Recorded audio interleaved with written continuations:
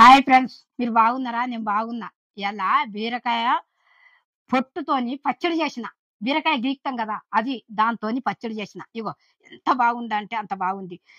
ఆరోగ్యమైన వంటలు మీ ముందుకు తీసుకొస్తాను నేను. ఇట్లా ఎంత మంచిగా పిల్లలు తింటారంటే అంత మంచిగా తింటారు. మనం వేడి వేడి అన్నంలో నెయ్యేసి పెట్టినామనుకో ఎంత బాగా తింటారంటే అంత. అన్ని అలవాట్లు చేయాలి. ఆకుకూరలు, ఈ కూరలు అన్నీ చేసి మనం పచ్చళ్ళు చేసి పెట్టినామనుకో పిల్లలు మంచిగా తింటారు.